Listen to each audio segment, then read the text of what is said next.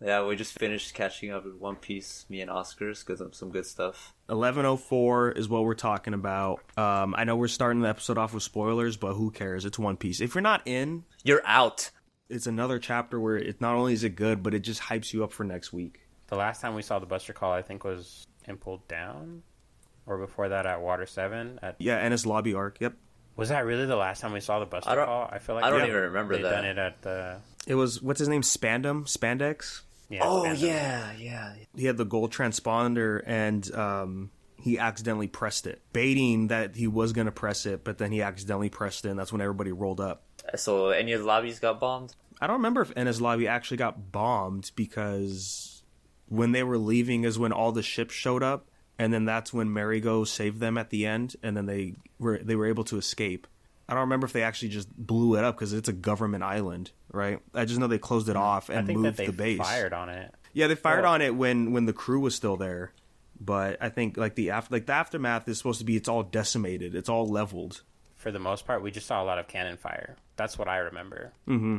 So I think that they probably, when he initiated the Buster Call, it was just like the first wave where they're just firing only the lead, before they get into the actual brick and the mortar or whatever it was that makes the craters. Still, though, that's crazy, because I think that they abandoned Ennis Lobby after that. It was one of the three major things. That was like their. Oh no, that's not. Sorry, I'm thinking of the Summit War, because it was after the Summit War they moved the base. When they introduced Ennis Lobby, it was in that ring, right? And it had three destinations. There was Ennis Lobby, where you get judged, then Impel Down, where you serve your sentence, and then the last one was Navy HQ. From there, that's where you get executed. Yeah, that's where the big war happened, and then it was after the war they moved the HQ to out into New World.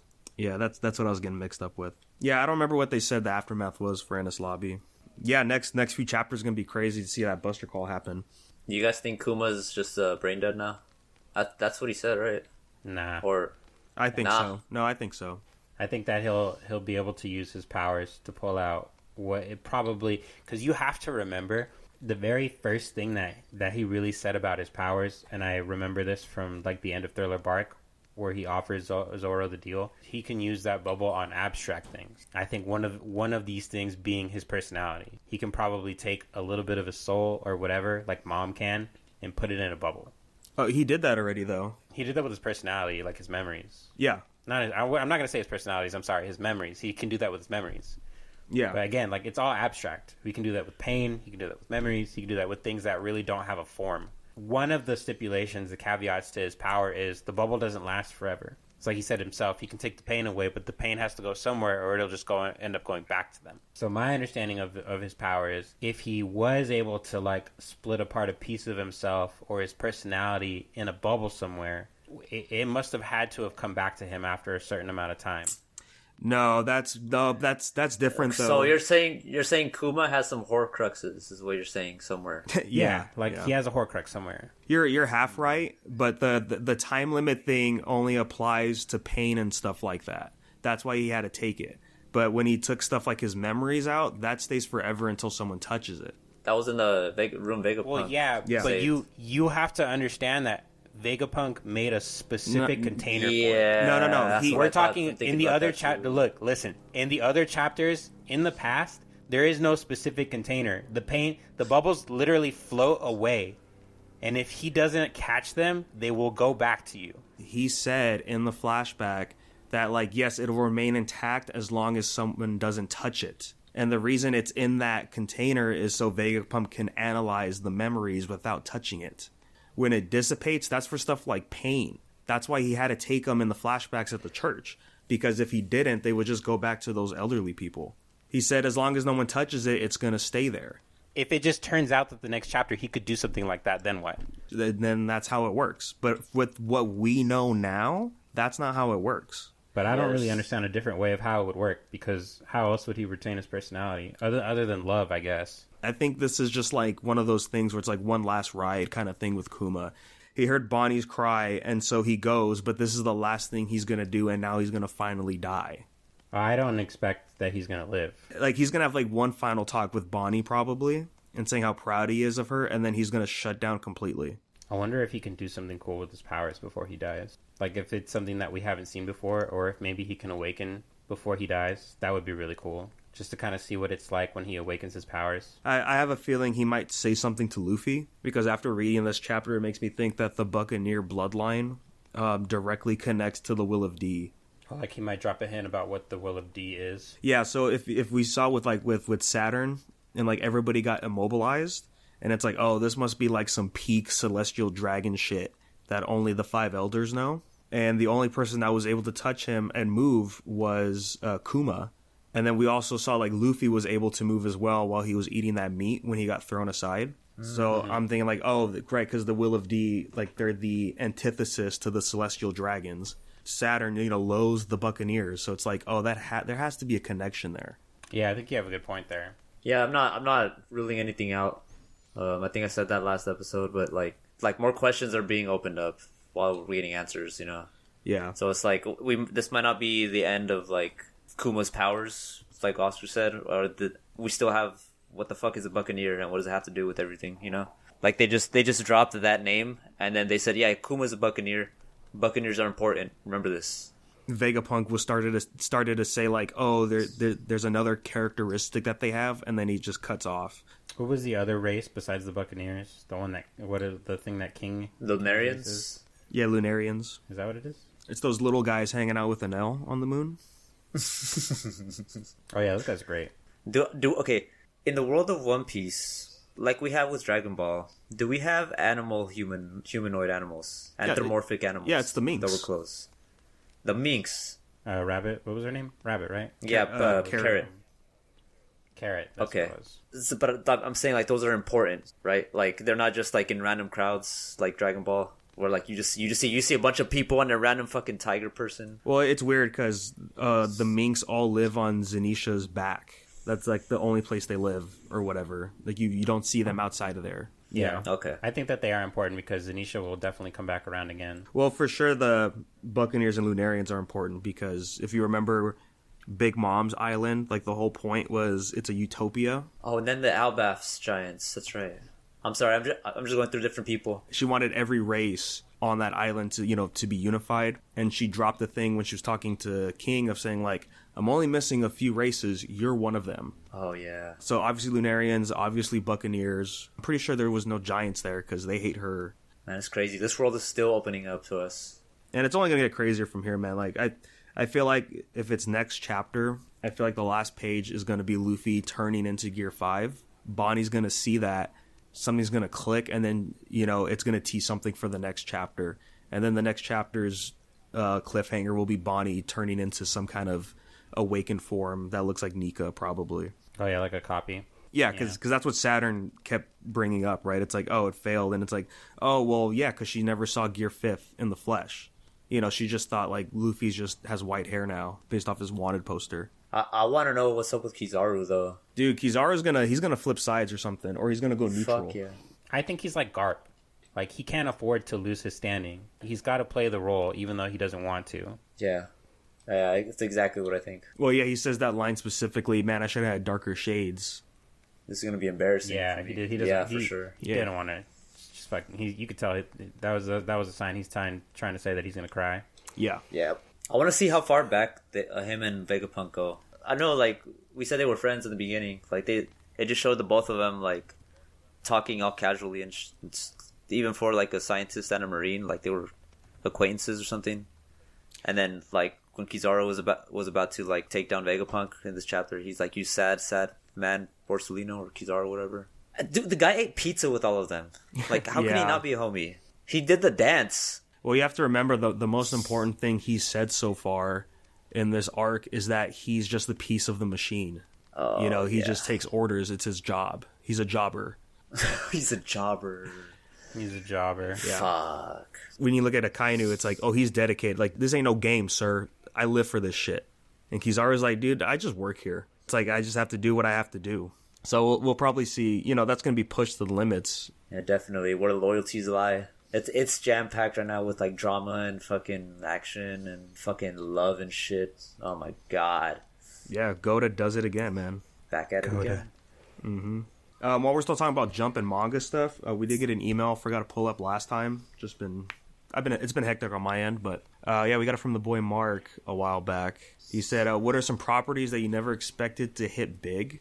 And his example was JJK. He was surprised to see it blow up so much, as well as like be the top on Blu-ray and DVD sales out there in Japan. You know, I haven't watched it, but I've looked at clips. And like I mean, yeah, from what I've heard, it's like one of the best adaptations out there. It looks super clean. You know, that doesn't surprise me that it's super popular now. Yeah, the art style. I mean, the direction that Mappa took it was Mappa, I think, right, for season 2. Yes, I think they did season 1. Did they? But for season 2, JJK, people were nonstop just about every single episode, and I don't know. I have reservations about the story in itself. I think that season 2 is probably going to be their best season just because it has a lot of the best moments in the series so far. Mm-hmm. Coming into the culling game and then after the culling game where we're at now in the manga, I don't really know how people will really feel about it. I'm sure that the culling game will still be somewhat good just because there's a lot of interesting fights. But honestly, like plot-wise, I'm kind of done with the series, just to be fair with you. No, I agree. Because I fell off in the culling game, and my main problem with it is, look, okay, I get it. It's a shonen series. You got to have your game arc, right? There's like Greed Island with Hunter x Hunter, and just a bunch of other series like do that every now and then. It's like, okay, that's fine, but I think when they did it, it just cut the momentum off from Shibuya. Right, because things were just popping off left and right, and then all of a sudden it's like, well, let's hit the brakes real quick. We're gonna spend a week in the mangaverse. It's a whole week of like them trying to figure out how to do stuff. I mean, yeah, sure, the fights are cool. There are a bunch of just new characters that show up, and you already know you're never gonna see them again. So it's like, why do I even care about this fight? Let me share with you, and I feel like you can agree with me on this. There's a specific point where we meet. And I think it's in season 2 you actually get to see this, so it's probably been animated already. But one of the best characters in JJK is going to be Maki. Maki is just by far the most fleshed out character. They gave her so much emphasis on what it means to be somebody who doesn't have powers but can still be literally the best. Okay? There was a point, I remember, I believe, and I'm not sure, you can correct me if I'm wrong, Danny, but I believe there was a part where she finally, like, basically inherits the rest of the strength that she needed, right? And I kind of won't go into what happened, but she ends up fighting her dad. During this sequence here, her dad turns into some demon, and it starts getting the better of her and all of this bullshit. So 2 characters out of nowhere just show up and all of a sudden are just the most OP thing since the fucking bad guy in the entire series. One of them is a fucking guy who's dressed like a kappa with a loincloth. Yep. And he just cares about sumo wrestling. And the other guy is a fucking old man who is just screaming at the top of his lungs that he really wants a sword really fucking bad. Like, he needs that shit. He needs that shit. Like, he has to scratch his fucking nutsack, and he's got no hands to do it. It's so funny, dude, because, like, there's so many points in the series where there's just, like, I'm going to say, like, Deus Ex Machinas. There's just nothing else that you figured that the mangaka could have figured that this character in and of itself they could have done to overcome the situation. So they bring in another character to kind of make the whole playing field a lot better or easier, or just outright kill the guy. I think that when the next season comes out, it will probably still get a lot of views. I don't think that it'll get as much views as season 2. Season 2 will probably be the top of the entire series, but from here, Mark, I'm going to say that it's definitely going to fall off. Man, I was going to start watching it and reading it too. No, I'll say watch it. I'll say because I don't know about you, Oscar, but I'm like, is this like some kind of trend or something? Like, his art's just getting super shitty now. Oh, like, yeah, I mean, it doesn't matter how shitty it is because a majority of the fan base is going to watch the anime anyways, so why bother putting in all the extra detail work, I think. I don't know, like, Gigi's art in the beginning, I was like, I mean, yeah, it has, like, sort of roughness to it, but that's, like, kind of nice. And now I'm like, I mean, half the stuff just looks like storyboard content. Especially now. They're still in the middle of, like, the Sukuna fight. And I I can't really just get behind the fighting transitions that he's trying to do with these scenes. Like, I understand like how he wants us to look and how it seems, but I gotta tell you, like, I remember when we were kids and when we used to watch Goku fight in Dragon Ball Z, and there were a lot of those moments, you know, where they do like the close quarter CQC, where they're just throwing invisible punches and kicks. Oh yeah, you know what I'm talking about? Mm-hmm. Okay, Gerry in the manga, he really likes to show this a lot. Like almost every character can do this. They don't fly around and do it, but they're like, you know, they're like side to side, right? They'll be like fucking 20 meters away. Flash fury of punches, invisible shit, just blows landing and shit. Yeah, like that's fucking like awesome, little dude. Fucking thing, and then I fucking love that shit, dude. I can understand where you're coming from, Danny, because it's just like doing it once or twice in a fight, but he's getting fucking jumped by 5 people right now, and he can just do this with all 5 people at the same time, so it's kind of annoying. It doesn't really look good. Okay. And I guess I have to agree with you now, like, because people really, really love the art style. People really love the series, so I guess I rescind my answer. Go watch it instead, because you're just going to have a better time, I suppose. Yeah. I'm just going to say it takes longer. Yeah, if you really like it, or if you end up liking it where you stop at after you catch up and you want to know what happens next, then you got to read it. It's been a while since I've seen an anime too, so I might as well just pick Jujutsu JJK. Because it's been on my mind for a while, and it looks interesting. I'll say this: it's JJK is very much the new Hunter x Hunter in a sense. It plays a lot of similar beats, even like the way the story progresses from like just regular shonen to more seinen kind of stuff. It's very similar to Hunter x Hunter. And yeah, parts of that's cool. Parts of that I'm like, I mean, I don't know, it's kind of weird. One big thing is like the main character of the series, Yuji, like he doesn't feel like the main character anymore, and it's been like that for a while. The narrative is it's changing so much. We have to move the focus away from him into this other stuff. And that's part of why I don't want to get back into Hunter x Hunter. I'm like, well, Gon is literally gone. Like, he's not the main character anymore. It shifted to like other people, and I'm like, I mean, if his story is over, isn't our story over then for the series? Right, because you were in it for Gon and not for everyone else. Well, yeah, like you're going through with his journey, and now, like, I mean, I hear it's good from some friends, but I'm like, I don't know if I want to just read these walls of text before it's set up to something interesting. Can I say, just before we talk more about that, I think that's another reason why JJK is just like Hunter x Hunter. The fucking paragraphs of fucking text in the speech bubbles when they're explaining their power. Even in the middle of a fucking fight, I shit you not, they will go at length to describe how their powers counteract one another and how still one of them will have the upper hand. And it makes zero. I'm sorry, like you gotta reread the shit like 3 times. No, maybe I should watch it then, because I'm not trying to. Because Gerry, imagine you're watching Top 8 at Evo, and the camera is on the commentators the whole time, and they're explaining what's going on, and then every now and then you'll flash to the fight for a little bit, and then immediately jump back after something cool happens. In the anime? No, in the manga. Oh. The last huge fight that just happened, it was like that. It was a lot of crazy moves, and then just boom, walls of just everybody watching it on the screen going like, well, how did he do that? Well, let's analyze it, break it down. So when he did the jump forward and then he did the install, yeah.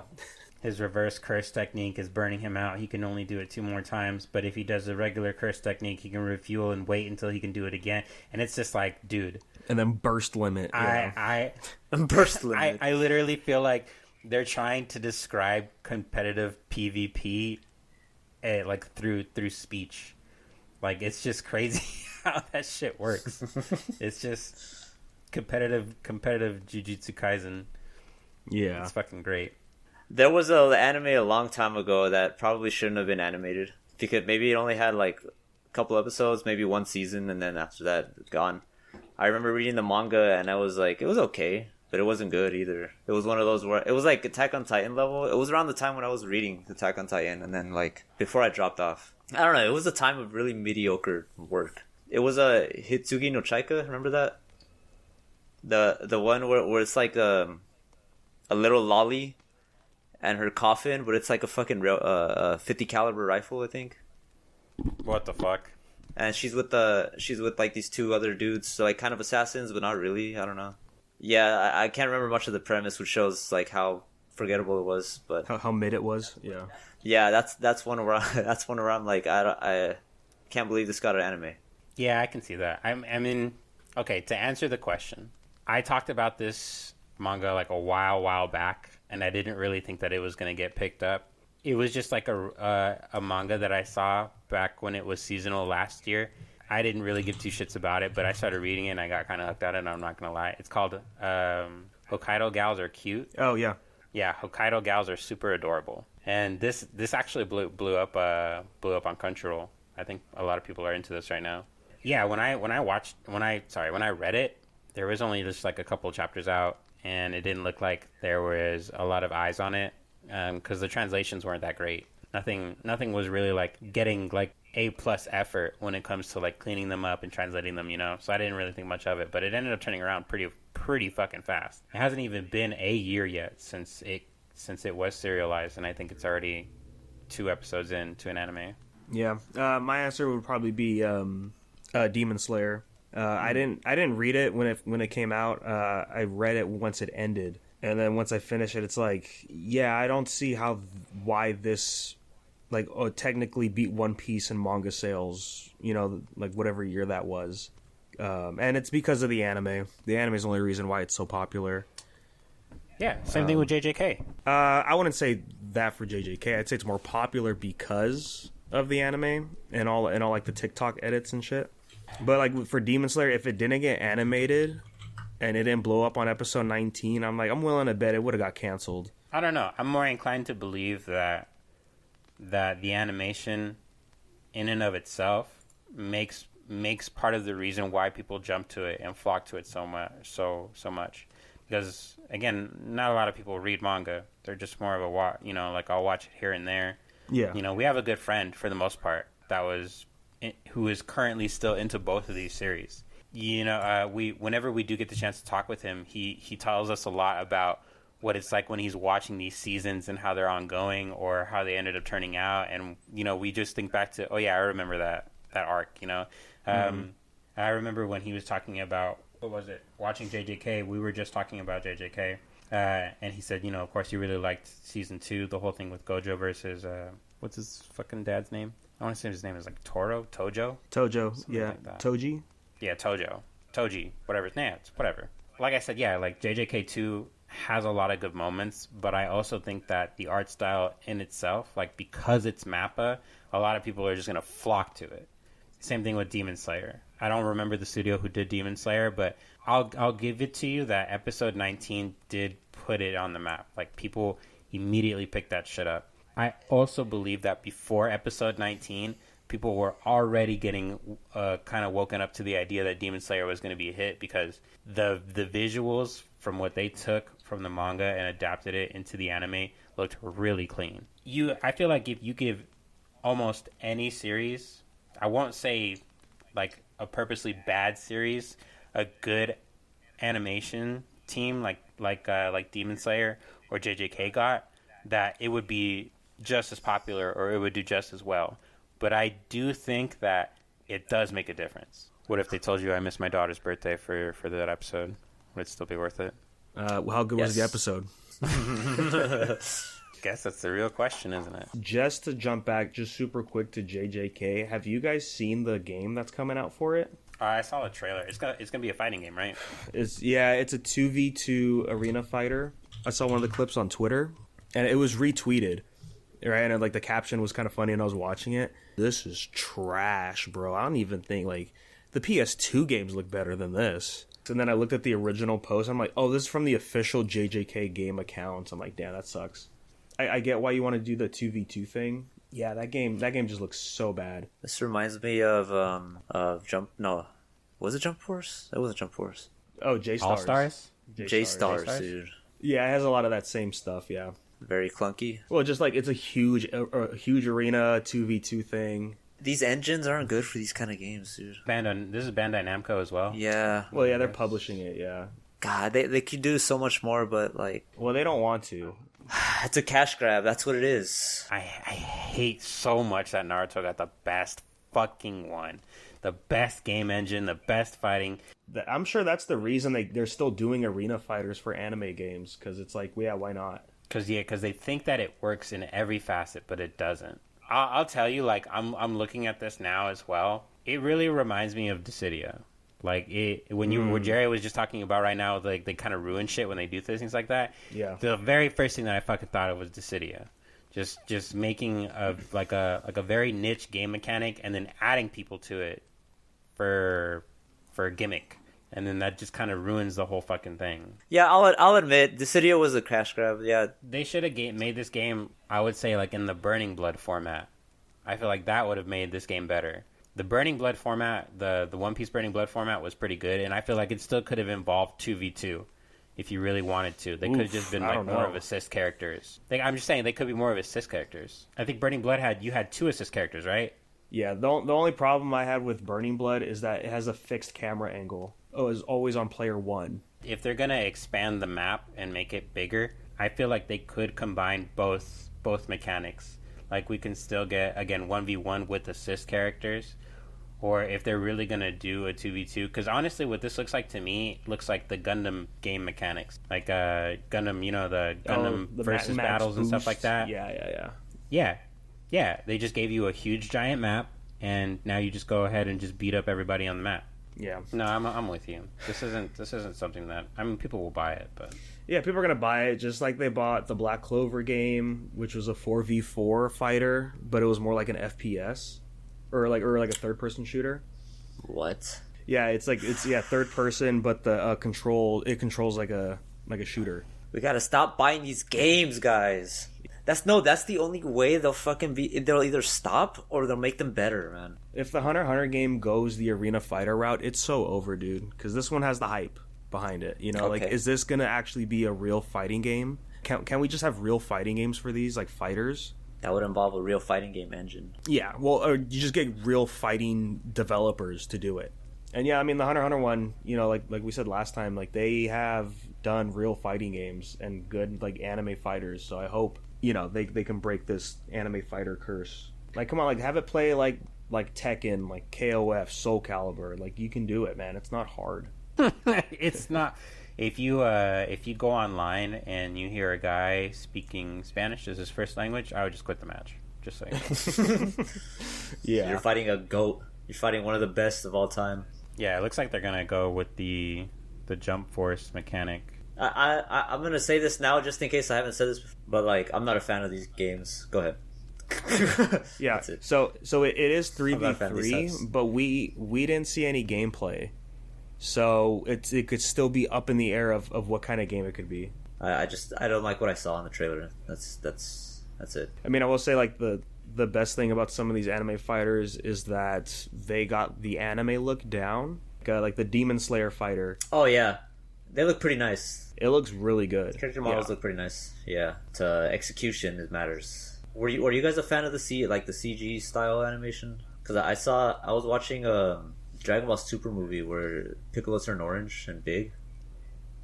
And oh yeah, I wasn't so sure about the CG, but like I liked it. It worked with it. Like regular animations, they look pretty nice, but like the fighting, it kind of looks rough and clunky.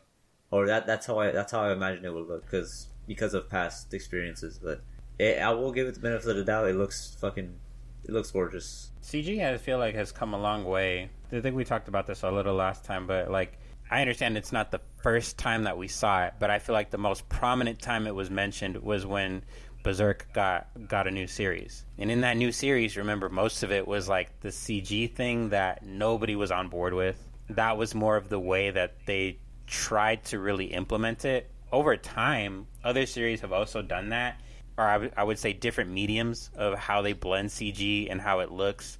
Like these days, when you see CG in Dragon Ball Super, for example, you can tell it's CG, but it also looks really fucking close to traditional. To me, it did, actually, so I was like, okay, that's better than just straight up, 3D guts in a 2D background. I honestly feel like CG these days is pretty good. I don't mind it anymore. It's just kind of whatever. Like, I don't really feel like it's a thing I'm ever going to get away from. Even if they don't do it most of the time, you always do see it when they do things like special effects. You know, so most of the time they don't do CG in like isekai animes that I've been watching, or, you know, the VR animes for like the games and stuff like that. But whenever they have powers or want to like do the load in or log in stuff like that, that's when you see the CG, you know, and it's not that bad. Yeah, I'll say it's gotten better over the years. I remember seeing Battle of the Gods, and there's a shot of Goku and Beerus clashing, and it's like, oh brother, that looks bad. Like, holy shit. I liked superheroes CG stuff. Like, the art style really worked. It was growing on to me the more I watched the movie. Me too. And I think it just kind of depends, like, where you use the CG. Like, Gantz O, come on. That looks awesome. That was such a great CG-ass movie. There's stuff like, I think it's Orange Road. I think that's the studio. They specifically do 3D anime. They did the new Trigun, Stampede. And it looked pretty good. You know, it's well animated, and it doesn't really take you out for the most part. Orange also did Zoids. Oh, and they did Standalone Complex. Standalone Complex was theirs. I think the best example for CG 2D integration is probably Vinland Saga. I remember watching the first few episodes of season 1. I was like, wow, it's very hard to tell, you know, at a first glance whether or not that's CG because it looks so close to the 2D. Are you caught up on Vinland Saga? No, I'm behind on all my manga. I've been on that Wheel of Time grind, and I'm barely catching up to stuff. Like, the last big one was JJK. Probably gonna move to and then I caught up to Chainsaw Man as well, but that's about it so far. Aside from One Piece, I've just been kind of sticking to like the handful of stuff that I've been reading that I'm already caught up on. So I just kind of stay caught up on those. Kaiju number 8. I started reading Sakamoto Days because I think that's getting an anime soon, so I wanted to check that out. Yeah, that's coming out soon. It's pretty good. It's funny. I would say it gives off, like, you're probably not going to agree with me on this. It gives out, like, the slice of life that you would get from, like, Hitman Reborn. It doesn't censor anything. So, like, at least in the manga, it didn't censor anything. So, like, you know, there are, like, little riffs and little skits that they have, like, where they're like killing people and stuff like that, and like you actually get to see that. So I think it's pretty cool. Like, it takes the Hitman aspect of that literally. Yeah, that's what I want to get into. I need to catch up on Undead Unluck. That one's getting an anime soon. I recommend it. It's pretty cool. It has like that classic shonen energy from like 2008. I guess it gets like pretty meta, or at least where I was, like, as far as like the world building and like what's going on. It's pretty cool. I saw. Okay, well, fuck it. I'm gonna ask you anyway. I saw a little thing on Twitter that I guess the main character from Undead Unluck was like sitting on the sun or some bullshit like that. He was hitting on the sun. Sitting on the sun. Oh, sitting on the sun. No. Just wanted to make sure because I was gonna be like, that's a lot of OP for a zombie. I'm just saying. You're reading it? How many chapters is it? It's like over I think it's close to 200 now. Yeah, I stopped at like chapter 70, and it's at 190 right now. Yeah, no, it's super fun. I definitely recommend it. Anybody wants to check out like a fun shonen, that's one right there. Okay, yeah, that's been looking at my face whenever I open the Jump app. Whenever I open that, it just showed up. Yeah, maybe I'll give it a try. I was gonna say, have you also seen Spy Family? Have either of you seen Spy Family? Of course, yeah. Since season 2 came out? I need to catch up. I haven't started season 2 yet, but that's something else that I would definitely recommend, Gerry. Yeah, if you want a super wholesome one, it's definitely Spy Family. My two problems with it is the manga's every other week, because it has like that slow pace. The manga is also like there's fun chapters, but sometimes the plot doesn't move for a good while, and it's like, can we just keep it going because we had a good momentum on this one arc, and then now it's just a bunch of silly stuff, and then hopefully we'll get back to another good arc kind of thing. No, I like it. The movie came out in Japan, but I'm super excited for when it comes out here. And it was it's cool that they did the collab with Street Fighter. Well, it's probably over by the time you're listening to this. Yeah, it's just the 2 costumes you get for your avatar, which, you know, is just going to be the new thing now. Like, I didn't even know there was a Baki collab for Street Fighter, but yeah, just avatar skin. I think you mentioned before you can't play with them, right? It's just for your avatar. You can play with your avatars, right? Yeah. If you're in like the main lobby for online, right in the center of the area, If there's other people there with their avatars, you can fight. What do you feel like people mostly do? No, real matches. Right, yeah. People putting their money into these avatar skins and not the actual characters that can use costumes themselves. So what do you see more when you go into these online lobbies? Do you see people doing the avatar battles or just doing actual battles with regular characters? In the beginning, it was a lot of what Max called like Freak Fighter. Everyone has their weird, wacky avatars, and then, yeah, you could just fight.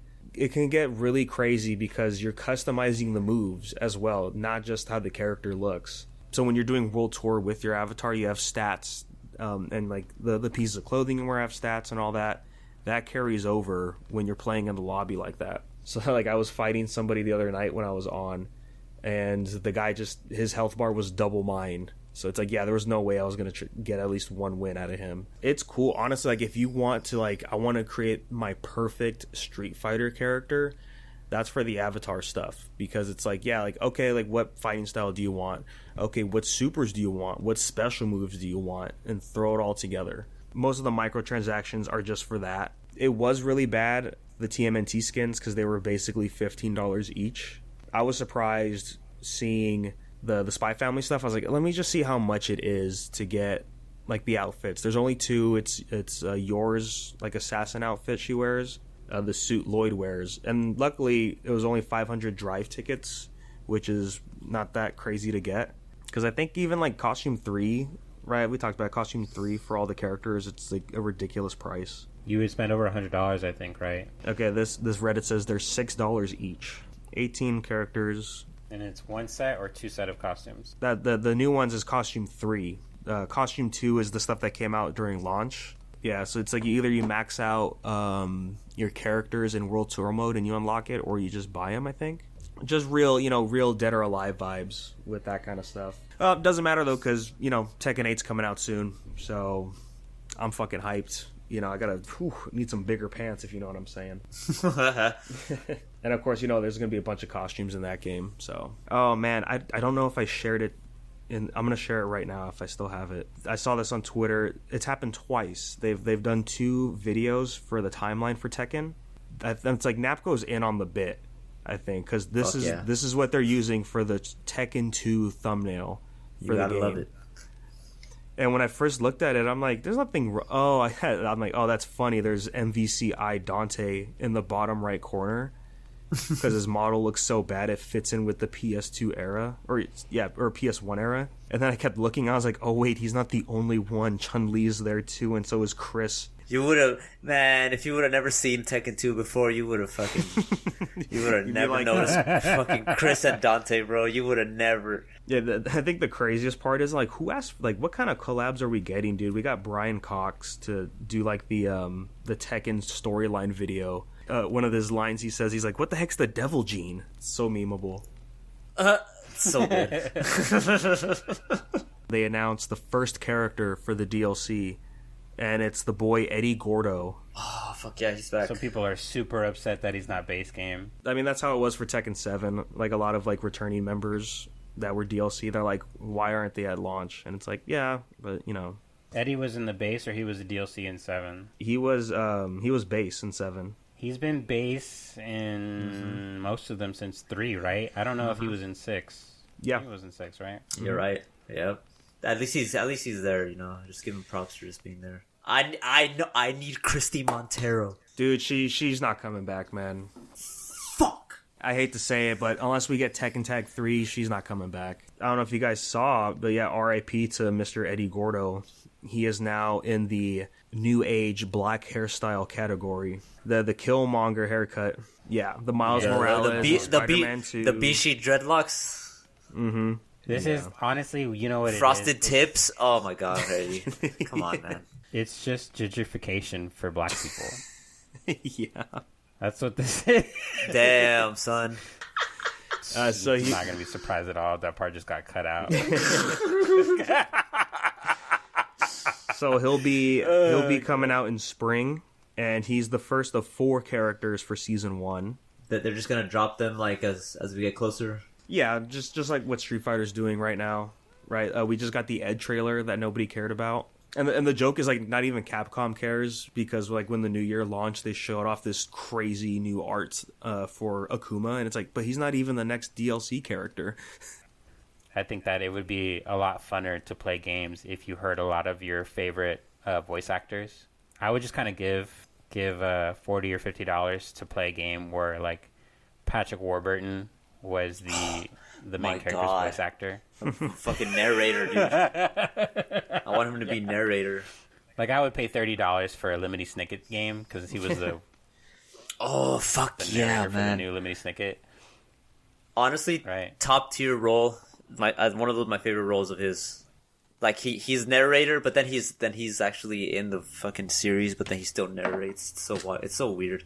Those books like threw my head for a loop. Like, who's talking? I mean, we're seeing that more with actors being in the games. Matthew McConaughey doing his Interstellar game. Starfield? No, he revealed it the game. I mean, it's not Interstellar by name, but it might as well be. I forgot what the game was called. Oh, Exodus. Exodus. Yeah. But yeah, honestly, the only games we're seeing now with like big people like that are like COD. Oh, and I guess like Cyberpunk had Idris Elba in it and Keanu.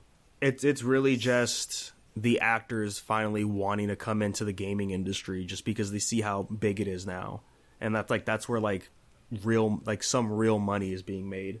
Yeah, I'm just saying that like I don't work in the industry, but the voice acting career community has a lot of room. So I don't know, there shouldn't be any talk of like these big actors are taking our jobs when it's like there's so many games being made, so many roles for everybody. Like Keanu Reeves isn't even the main character of his, and like he's a big name, you know. I guess he is kind of a main character, but it's like you don't really see him a lot. You know, You're not playing as him. Now I get the argument when it's like you can get like Megan Fox in MK1 and she just does an awful job voice acting. It's like, yeah, that really kind of sucks. Oh my god. Do you guys have ad block or are you guys normies? I'm using ad block right now. I never use ad block. Face full of ads? Dude, it's not that bad. With YouTube? Oh, well, okay, so I'm not really on YouTube anymore, but sometimes it'd be kind of bad, but at least, like, the videos I was watching, they were timing their stuff, so that way when an ad would pop up, it felt like a commercial. That's very appreciated, yeah, for sure. Like, some of these YouTube channels actually do time their stuff out so they get that ad, right? Yeah. Like, sometimes with Your Mom's House, they do the ad, and then the YouTube ad comes up, which is kind of great. Like, I dig that. But sometimes they miss the mark, and it's like, right when they're saying something important, it's like, have you heard of BetterHelp? It's okay to be sad. Allegedly, it's YouTube's fault. Like, I've just been reading a lot of people are blaming YouTube on it because if you have ad block installed, YouTube is just throttling your connection to their servers, which leads to like forever buffers, along with your PC just like shits itself. You can't even like exit out of the window or anything. Like everything just lags. So I guess like because it only targets like the ad block users, and I saw Charlie like post about this after like I found out, which is dove a little bit into his video, and it's pretty much like if you have ad block, it's not good for the PC, and there are different like ad block companies trying to fight this because it's a war right now between YouTube and the ad blockers. So far for me right now, uBlock it's blocking the ads and it's making YouTube fine. So wait till tomorrow and we'll probably see another YouTube update, which uBlock's going to be. But yeah, it's kind of really shitty. Huge L take from YouTube. It's been happening to a lot of people. Like it happened to me a couple days ago, and then I went online and just to see if like YouTube was down, and it wasn't down for a lot of people. But then I read like the comments on is it down, and it says like yeah, YouTube is lagging for me, and then it led to the ad block, which again sucks. It's just gonna start involving more like ads in the videos. You know, like I can't tell you how many times they started incorporating sponsors within their own videos, just kind of like what you were saying with Your Mom's House. Like, it'll get to the point where it's just like, okay, if we can't literally shove these ads in your face, we'll just have the fucking people who make the videos do it. Whether they do it in the beginning, at the end, or whatever. Either way it goes, I feel like it's just unavoidable. Like, let's just come to terms with it. You either skip an ad by using the skip ad button, or there is no ad, there's a sponsorship message, and then you skip the sponsorship message. There's no difference. It's just the same thing with extra steps. I don't have ad block on my phone, on being on the road at this 9 to 5, I'm like constantly on YouTube, and for there I kind of just take the ads. Like I'm usually in and out of the van, and I don't really like have too much time to mess with the phone, so I kind of just let the ad play from there. But when I'm at home and I got shit to do here, dude, I don't want to see no ads. I just want to like get straight to where the hell these Star Cats are in Destiny, man. I don't want to know. I know I'm sad, and I already have a therapist. So yeah, if you used to have that problem, just switch to. For now, the solution is uBlock Origin.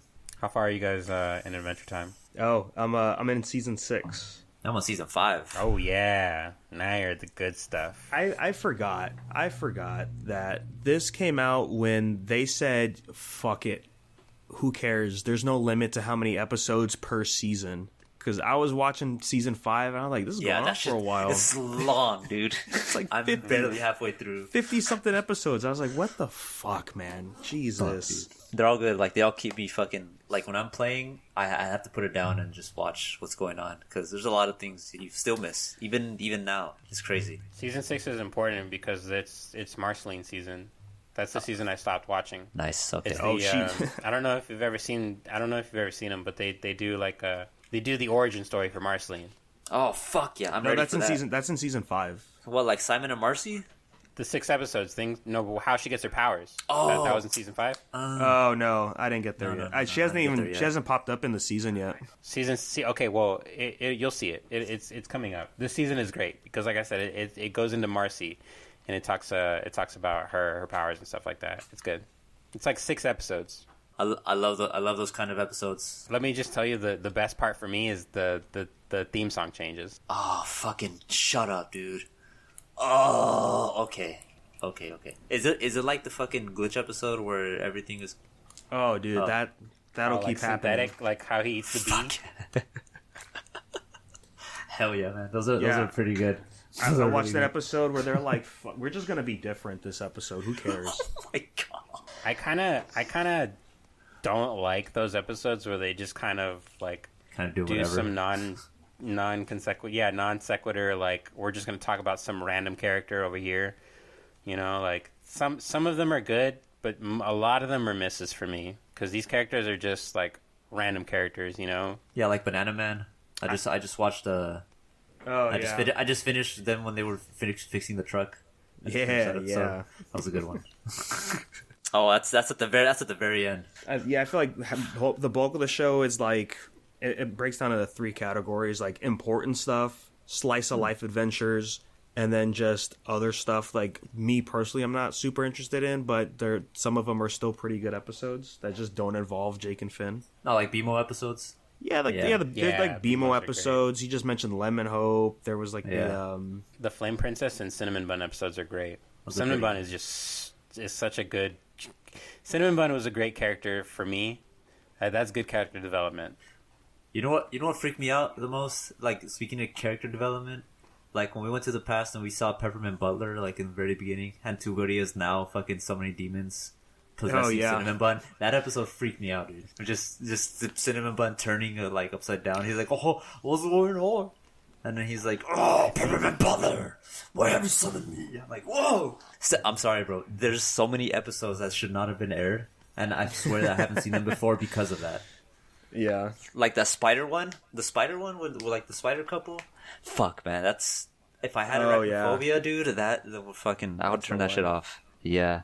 This is why it was important to watch Billy and Mandy as a kid. You had to watch Billy and Mandy first to get to really like stick around for Adventure Time. Exactly, dude. What were you saying, Danny? I'm sorry. Dude, since you brought up arachnophobia, did you guys see the new trailer for Adam Sandler's movie coming out? No, he has another movie. Yeah, it's called Spaceman. And here, I'll post the trailer here. Netflix movie? Yeah, and I was watching. I was like, oh, this is gonna be cool, man. It looks like it's gonna be a little serious kind of role because he's alone in space traveling. And he's dealing with he left his pregnant wife on Earth. Yeah, he's been in isolation, so he thinks he's hallucinating. And so he gets a friend, and it's just a fucking giant tarantula. Oh, no. Oh! Yeah, dude. Oh! I hate close-ups, dude. This is, his 4th or 5th year into that deal that he made with Netflix on all those movies he's going to make?